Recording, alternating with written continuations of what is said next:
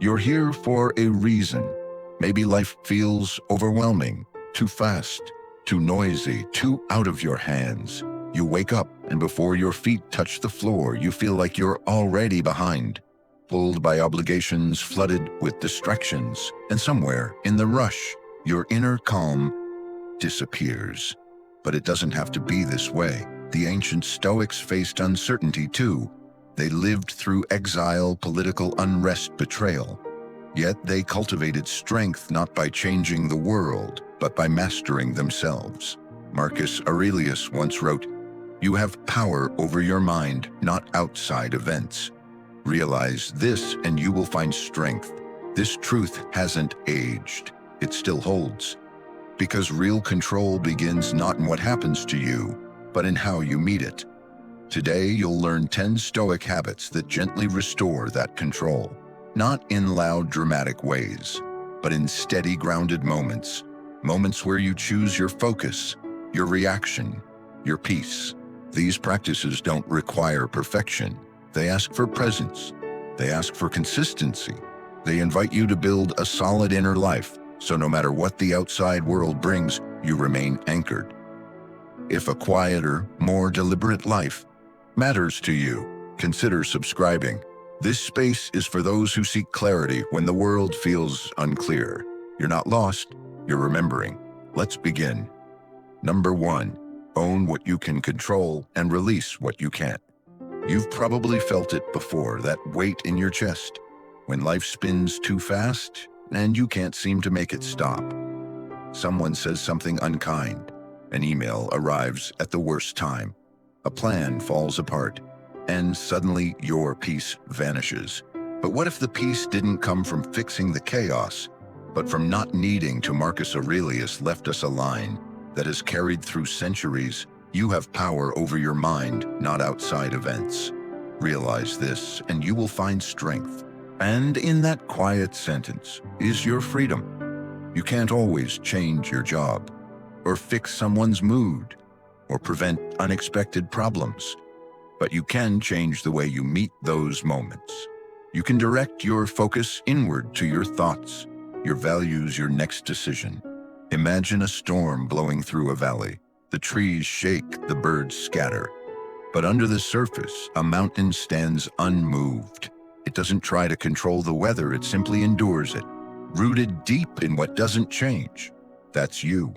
When you stop chasing control of the uncontrollable, you become steady, still, strong. This is not about surrender. It's not apathy, it's clarity. You begin to sort your world into 2 baskets. What I can control, what I can't. And you pour your energy only into the first. So, next time something disrupts your day, pause and ask, is this within my control? Or beyond it? If it's within, act with purpose. If it's beyond, release with grace. You don't have to chase the wind anymore. You just have to adjust your sails and trust that it's enough. You are not powerless. You're learning where your real power lives. Number 2, choose response over reaction. Something happens, a message, a tone, a delay, and before you even realize it, your pulse has quickened. Your breath shortens, you've already reacted. But pause, what if there's a space between what happens and what you choose to do next? That space is your freedom. The Stoic philosopher Epictetus taught this timeless truth. It's not what happens to you, but how you react to it that matters.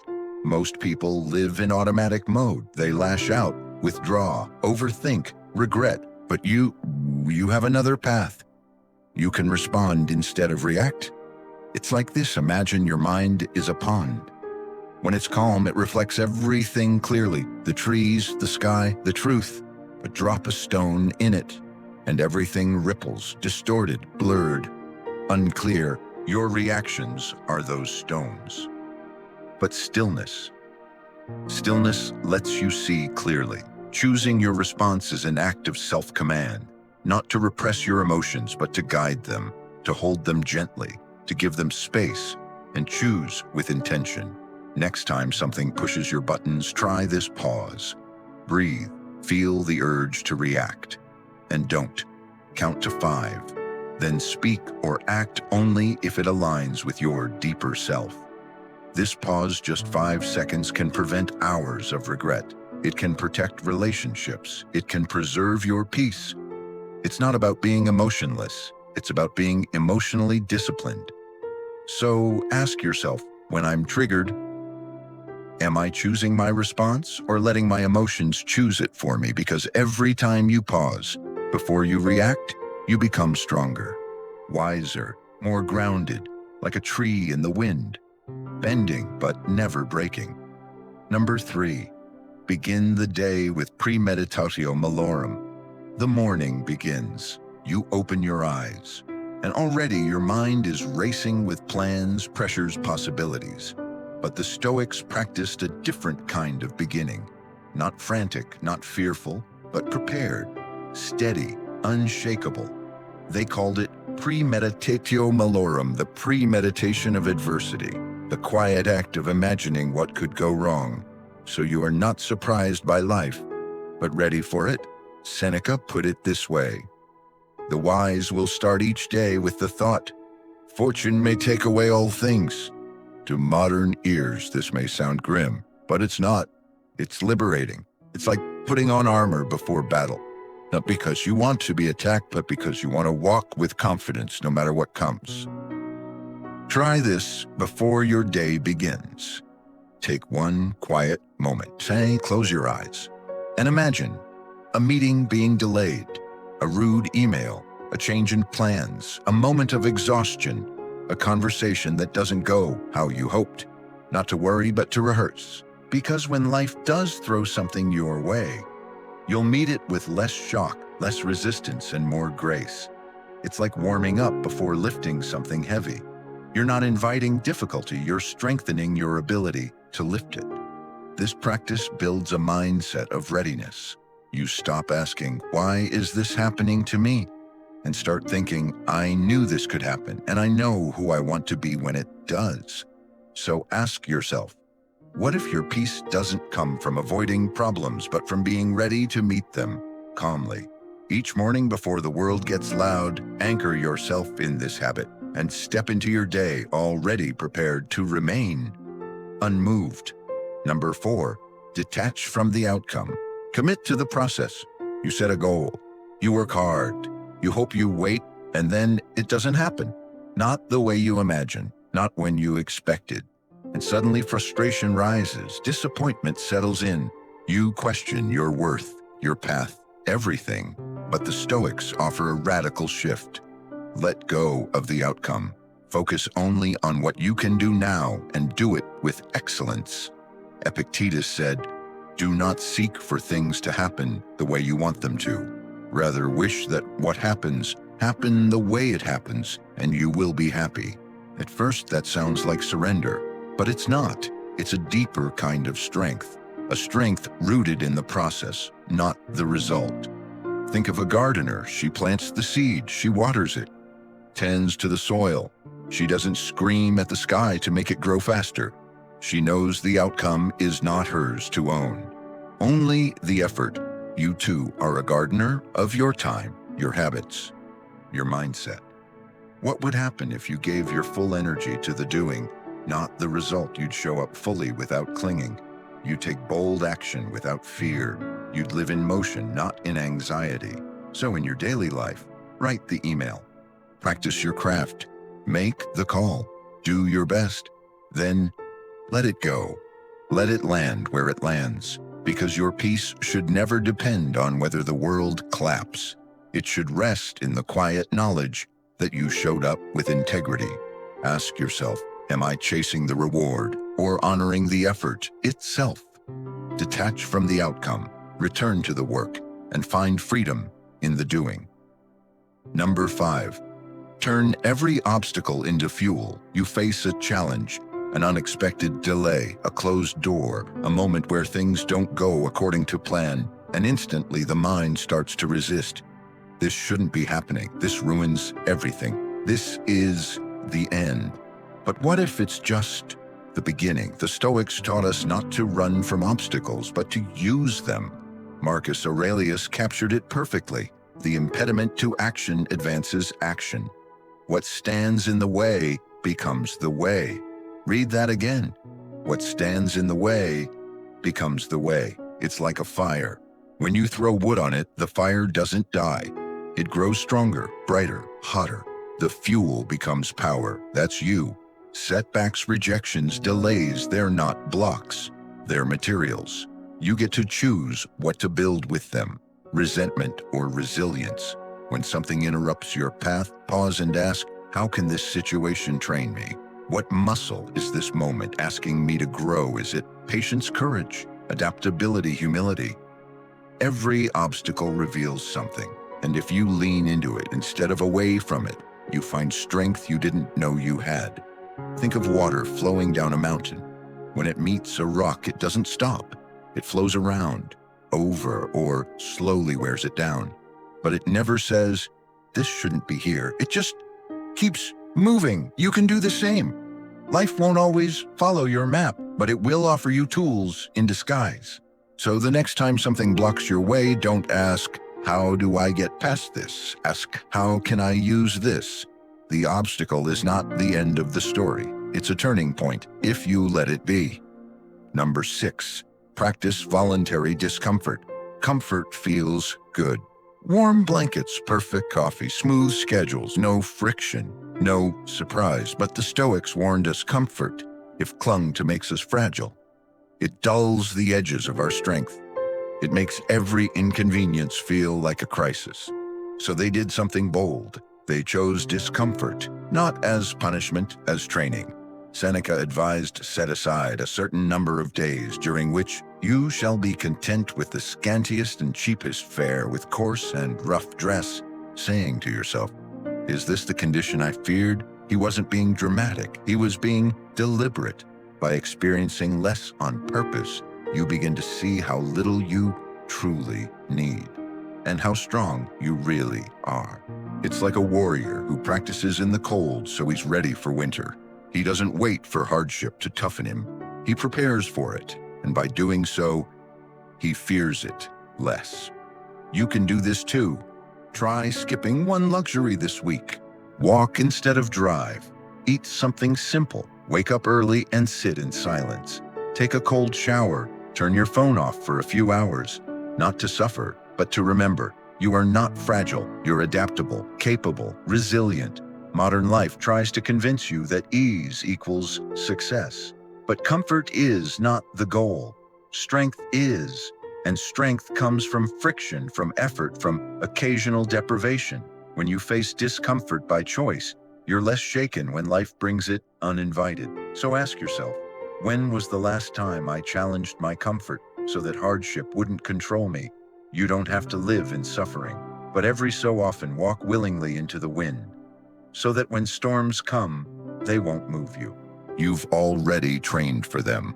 Number 7, focus only on this moment. Your mind wanders. It drifts to tomorrow's deadlines, to last week's words, to all the things that might happen or already have. And slowly, you lose the present. You stop living here and start living there. But the Stoics bring us back.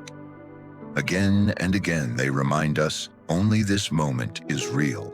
Only this breath, only this choice. Marcus Aurelius wrote, never let the future disturb you. You will meet it, if you have to, with the same weapons of reason, which today arm you against the present. In other words, you don't need to carry the future now. You only need to carry now. Imagine you're walking a tightrope. If you look too far ahead, you wobble. If you look back, you lose your balance.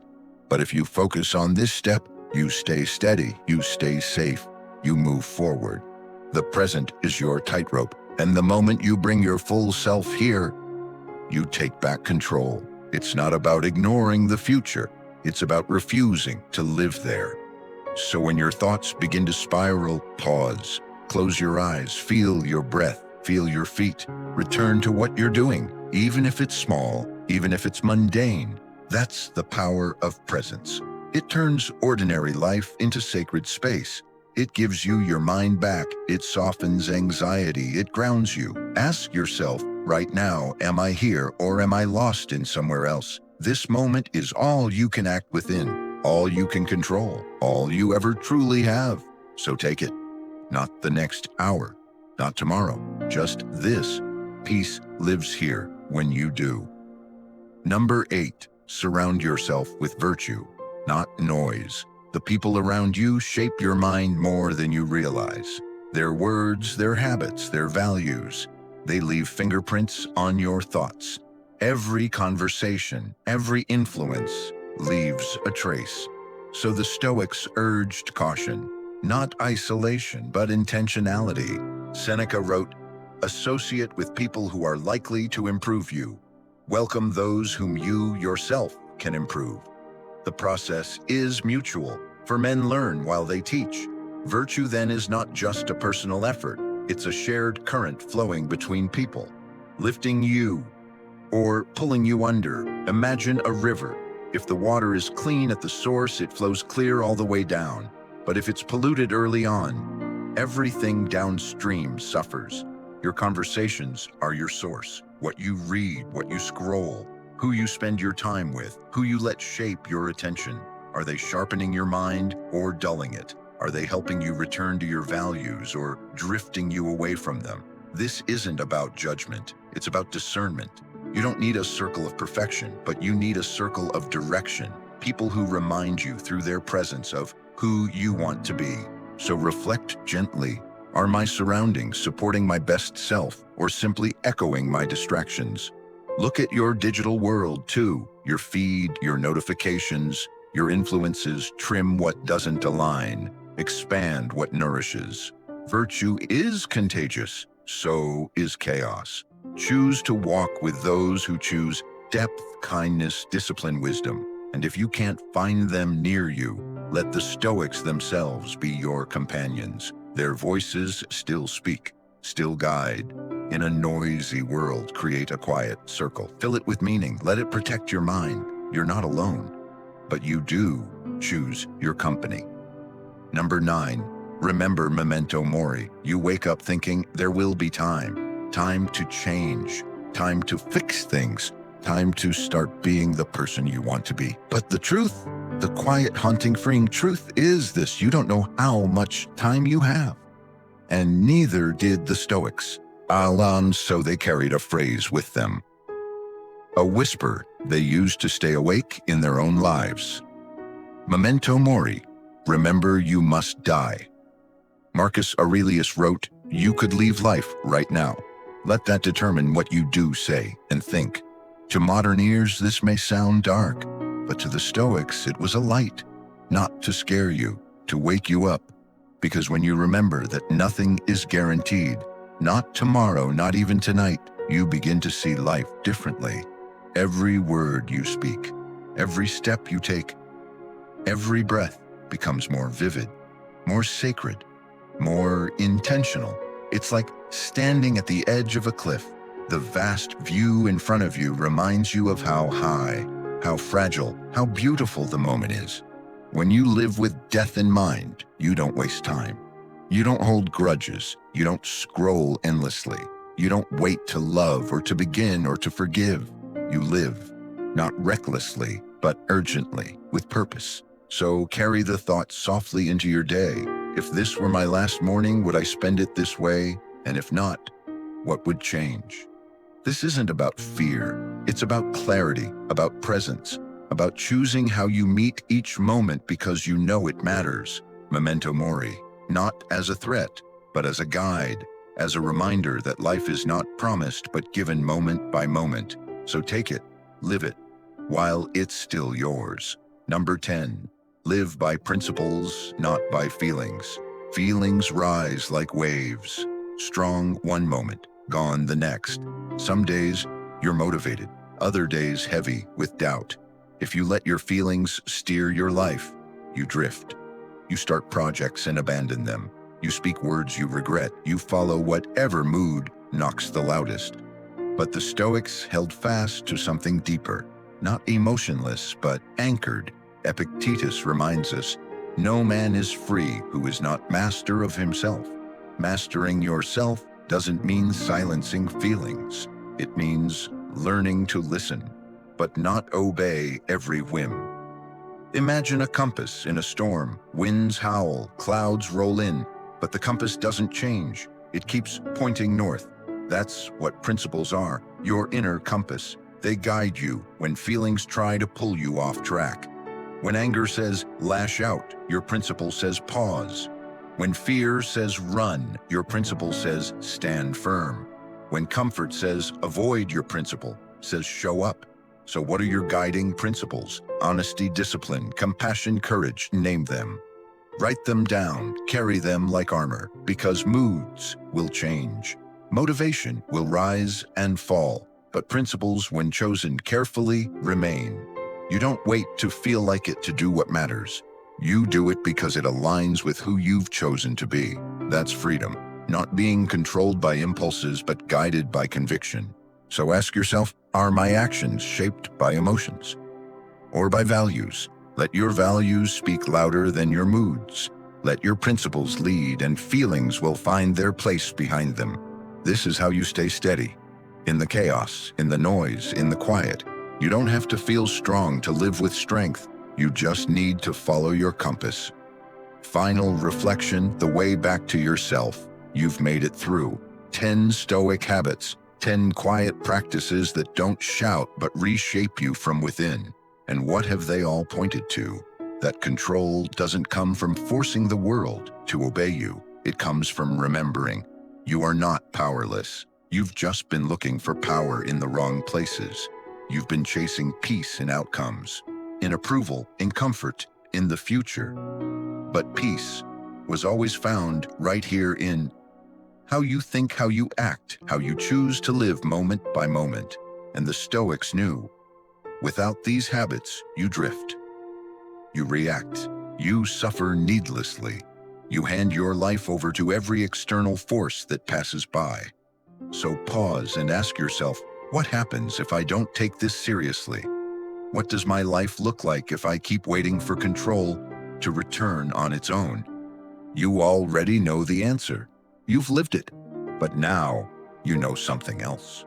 You have tools, practices, wisdom, not to perfect yourself overnight, but to realign, to return. Return to the habits that ground you. Return to the truths that strengthen you. Return to the calm, steady presence you always had, but sometimes forgot. So if these ideas speak to you, if they calm the noise, if they remind you of who you are when the world pulls you in every direction, consider subscribing, not out of habit, but so that when the noise returns, you have a place to come back to. This isn't the end. It's the beginning of something quieter, stronger, more deliberate. Let this be the day you took your life back with grace, with reason, with calm.